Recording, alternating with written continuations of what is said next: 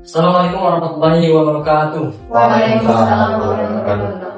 Bersyukur kita selalu panjatkan kehadirat Allah Subhanahu wa Ta'ala atas nikmat dan kesempatan yang diberikan pada kali ini.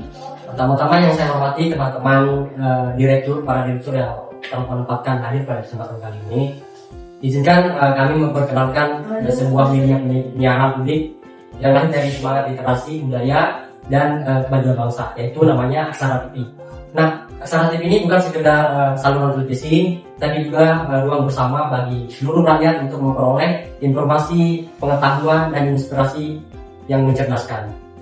Nah, teman-teman direktur, di sini nama Aksara TV ini merupakan akronim yang mencerminkan nilai dasar. Ada beberapa nilai akronim, antara lain adalah aktual, klasik, aspirasi, rakyat, dan akselerasi.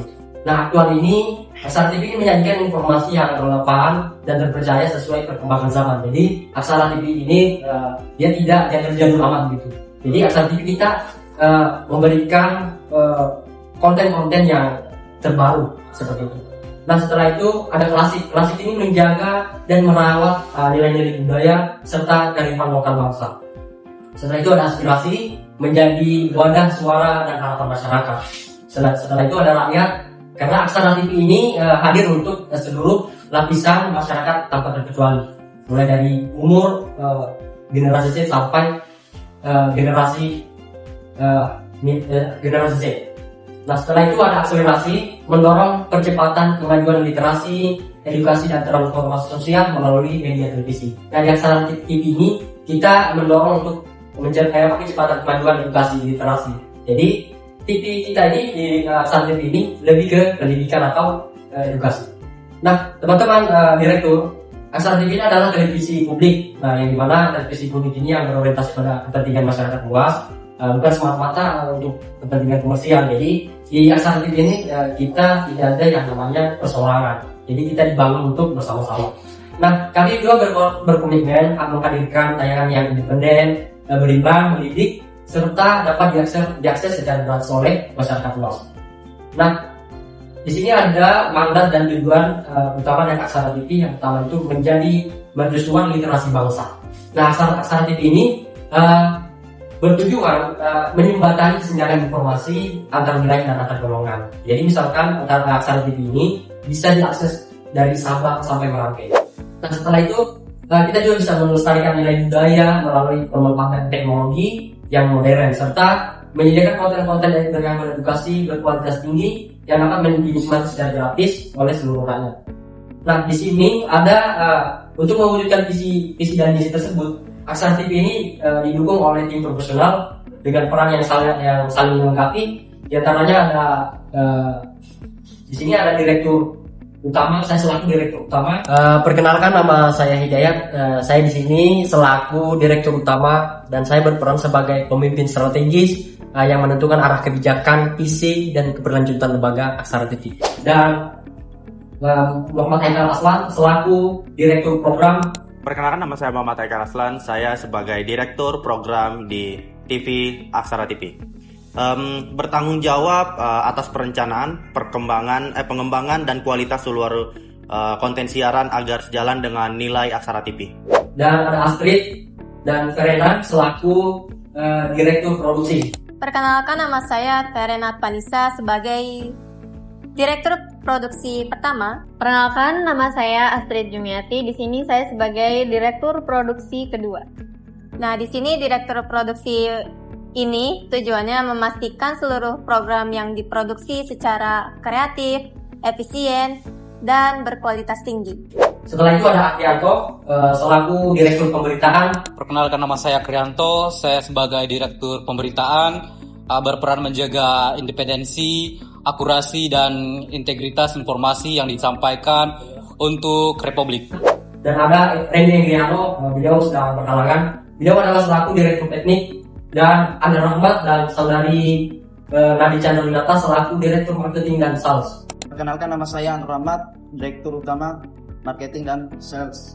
Baik, perkenalkan, nama saya Chandrawinata, Direktur Kedua Marketing and Sales. Marketing and Sales berfokus pada penguatan citra Aksara TV kemitraan strategi, serta optimasi potensi pendanaan yang tetap sejalan dengan prinsip televisi publik. Nah, setelah itu ada Saudari Regina selaku Direktur Keuangan dan Sosial. Baik, saya Regina Putra Hutami. Di sini saya sebagai Direktur Keuangan dan Sales.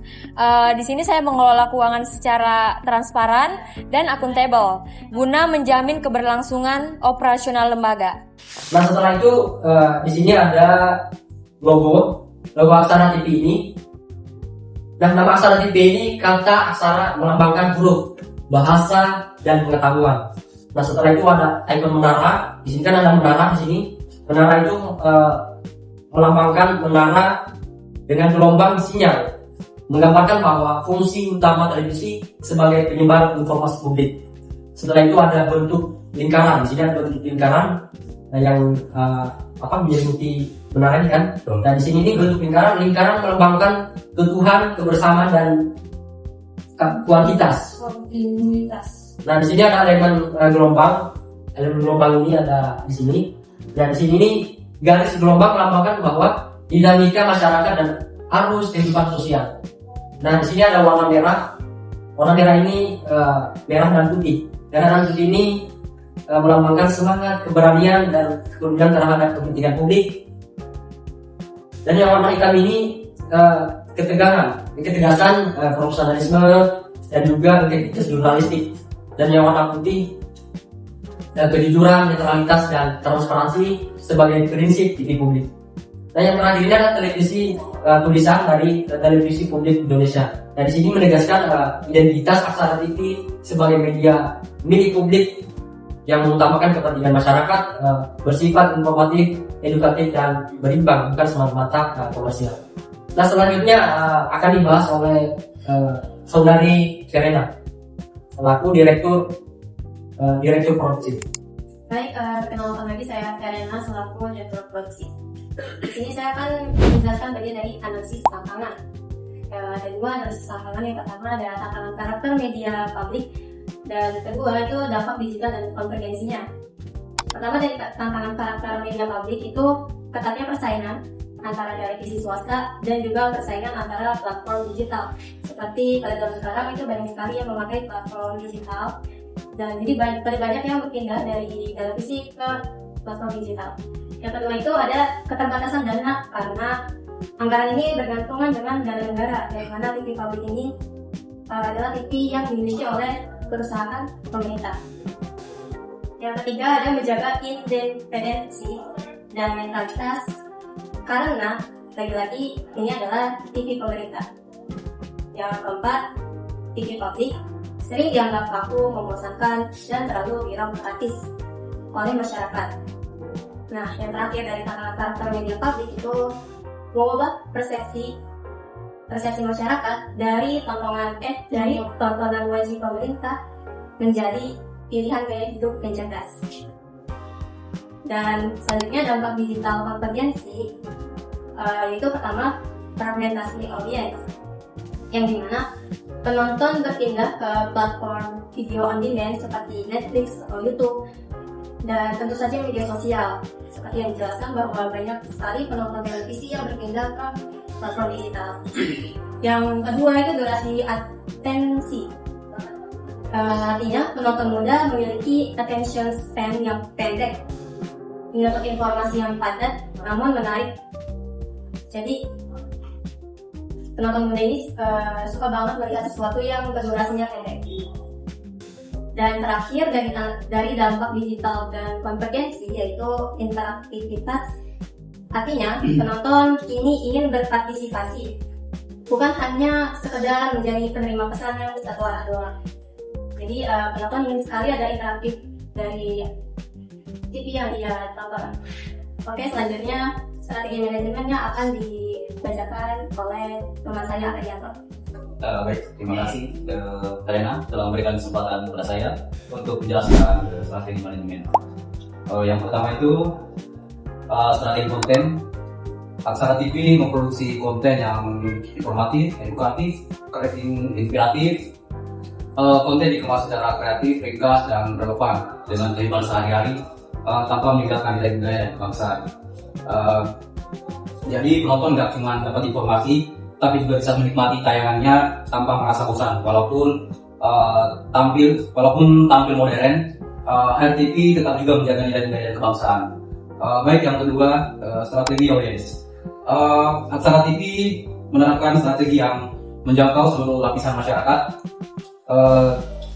tidak membedakan usia, latar belakang maupun situasi sosial, menyediakan varian program sesuai kebutuhan audiens usia 15 sampai 50 tahun. Jadi dari semua remaja sampai orang dewasa makanya program-program Aksara TV disesuaikan dengan kebutuhan audiens. Yang ketiga yaitu adalah strategi branding dan positioning ya. Aksara TV diposisikan sebagai TV publik yang modern dan kredibilitas. Media yang mengutamakan kepentingan masyarakat dan menjaga nilai literasi budaya, persatuan dan keberagaman. Branding diarahkan untuk menghilangkan kesan kaku dan formal.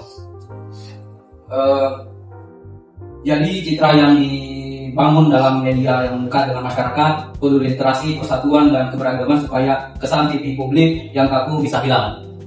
Baik, yang terakhir, strategi digital dan distribusi platform TV. Aksara TV memanfaatkan media sosial di YouTube, TikTok, Instagram. Konten dikemas dalam bentuk video pendek, format interaktif, highlight dan program televisi. Tujuannya untuk menjangkau audiens muda dan meningkatkan engagement. Jadi tujuannya supaya bisa menjangkau audiens muda, meningkatkan interaktif dengan penonton. Baik, selanjutnya akan dilanjutkan oleh rekan saya, Asnad. Baik, terima kasih sebelumnya kepada Saudara Prianto. Seperti yang sudah disebutkan tadi ya, dan dijelaskan juga perihal implementasi dalam program siaran TV ini. Dan ada strategi-strategi juga yang sudah dijelaskan. Nah, maka dari strategi itu kami menyimpulkan nih, dalam produksi program televisi di Aksara TV ini, kami membuat 4 program yang relevan di era saat ini. Sekaligus juga merebranding TV publik agar lebih modern dan tetap pada identitasnya TV publik, di mana memberikan informasi tapi dengan visual yang lebih memanjakan mata lagi.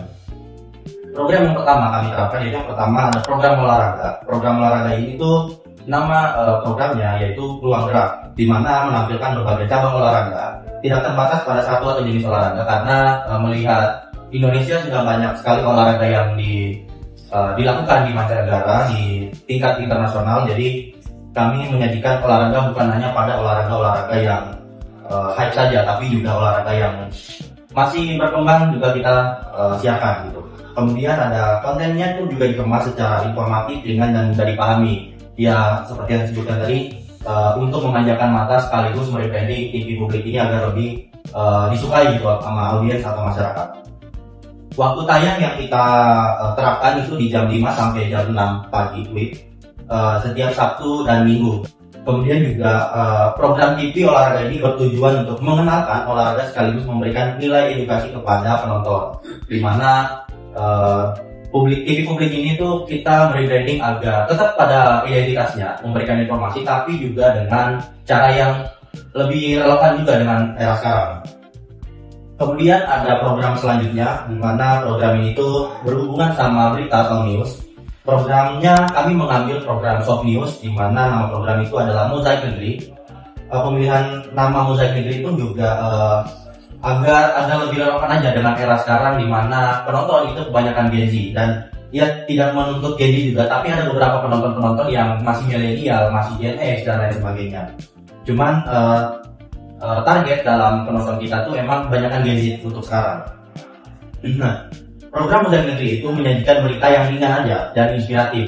Kenapa nggak ngambil berita yang berat? Karena TV publik ini tuh bukan pada stasiun TV berita, tapi kita lebih kepada konsumen masyarakat, lebih ke publik aja. Terus juga dari soft news ini, Mozaik Negeri, kita juga mengangkat kisah-kisah inspiratif dari Indonesia. Jadi kalau hard news itu berupa faktual dan aktual, jadi kita menyajikan berita soft news ini yang berupa aktual saja gitu. Jadi seiring perkembangan zaman, seiring banyaknya orang-orang cerdas di negeri ini, kami juga menyajikan kisah-kisah inspiratif dari tanah air negeri kita, yaitu Indonesia.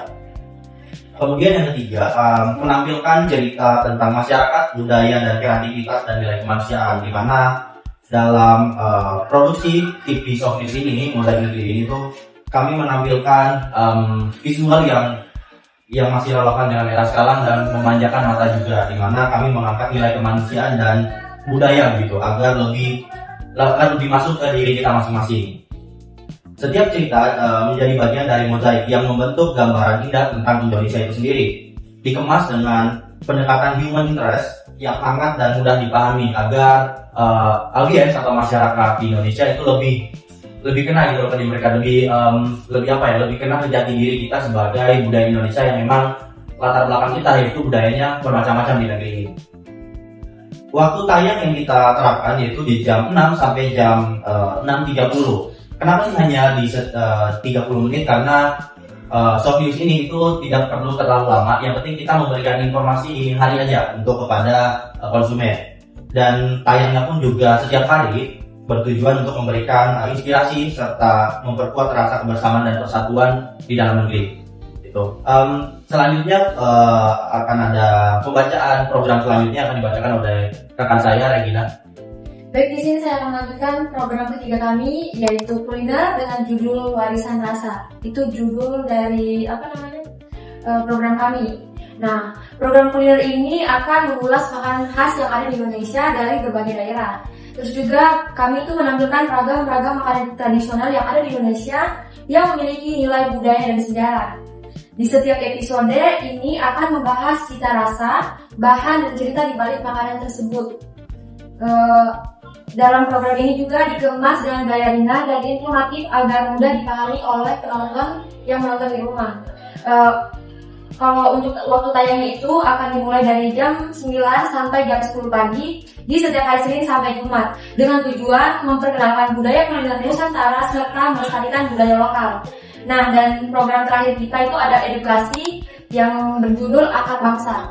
Dalam program ini itu program edukasi yang akan mengangkat museum-museum sejarah yang ada di Indonesia, menampilkan berbagai museum dari berbagai daerah yang ada di Indonesia, serta menjelaskan sejarah dan koleksi dan nilai penting dari setiap museum.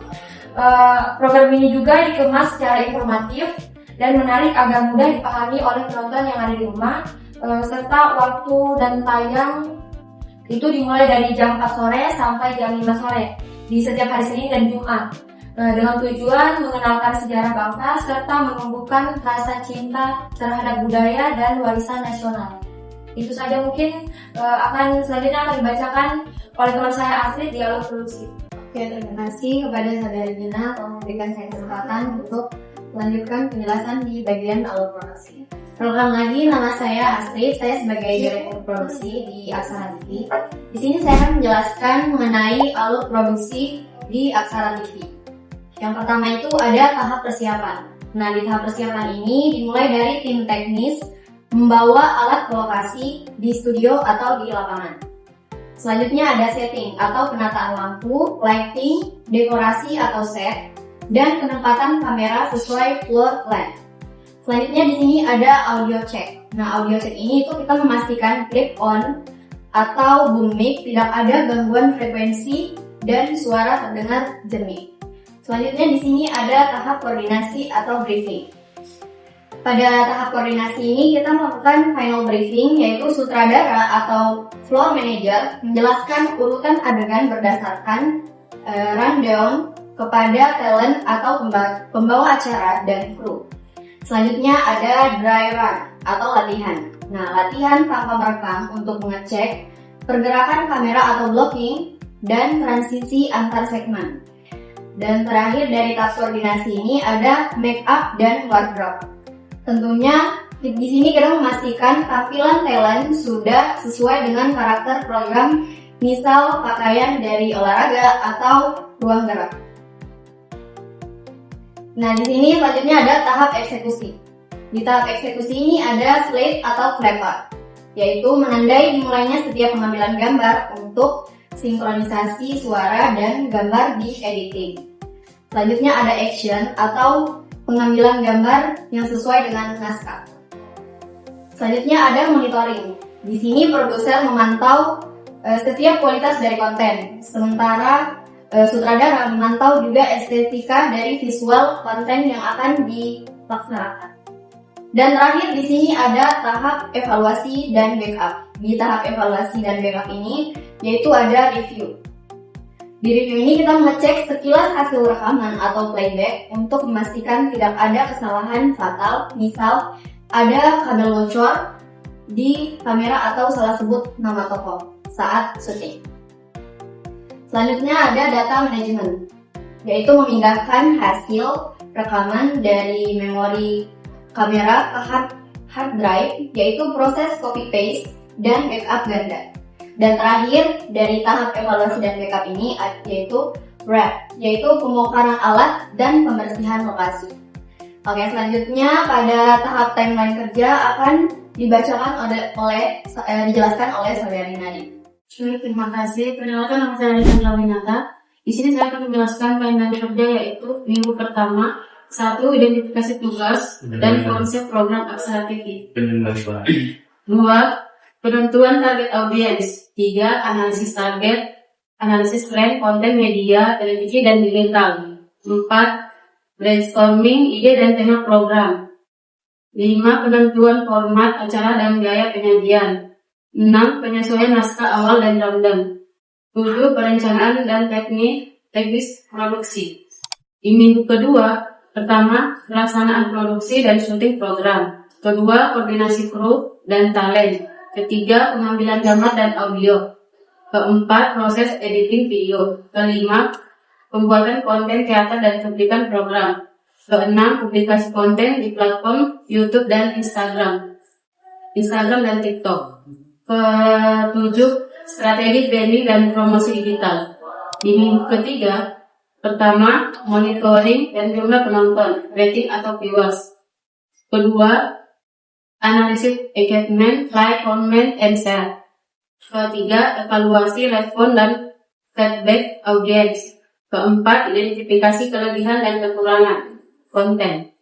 Keenam, penyesuaian konsep dan format program. Ketujuh, penyesuaian rekomendasi, pengembangan, dan konten selanjutnya. Baik, selanjutnya akan indikator keberhasilan akan dibacakan oleh Anda. Baik, Nadine, terima kasih telah memberikan kesempatan untuk menjelaskan indikator keberhasilan. Sini akan menjelaskan target audiens. Sasaran audiens utama usia 15 sampai 60 tahun. Konten dapat diterima oleh pelajar mahasiswa dan masyarakat umum. Bahasa dan gaya penyampaian sesuai dengan karakter audiens lintas usia. Topik program relevan dengan kebutuhan minat target audiens. Selanjutnya, ukuran keberhasilan. Jumlah penonton views pada platform digital mencapai target yang ditetapkan, tingkat engagement yang baik ditunjukkan melalui like, komentar, share. Pertumbuhan jumlah subscribe, followers selama periode tayang. Konsistensi penayangan sesuai jadwal yang direncanakan. Rata-rata durasi version white type yang stabil atau meningkat. Selanjutnya, ukuran keberhasilan. Seluruh tahapan kegiatan riset, produksi, distribusi, evaluasi terlaksana sesuai timeline. Kesesuaian hasil produksi dengan konsep naskah yang direncanakan. Koordinasi tim berjalan efektif tanpa hambatan signifikan. Konten berhasil dipublikasikan seluruh platform yang direncanakan. Tindak lanjut evaluasi dilakukan dalam bentuk penyesuaian konten. Dokumentasi kegiatan tersusun dengan baik dan lengkap. Terima kasih. Baik, teman-teman direktur yang sudah menjelaskan beberapa poin penting yang ada di Aksara TV, mulai dari analisis tantangan dan juga strategi manajemen. Dan ada juga tadi penjelasan mengenai tentang rencana implementasi. Ada beberapa program TV yang akan kami siarkan di Aksara TV. Terus ada juga alur produksi sudah dijelaskan tadi oleh direktur ya, Saudari Astrid ya, selaku direktur produksi dan juga direktur produksi ya. Nah, dan juga tadi sudah dijelaskan indikator keberhasilan dan juga tanggal kerja.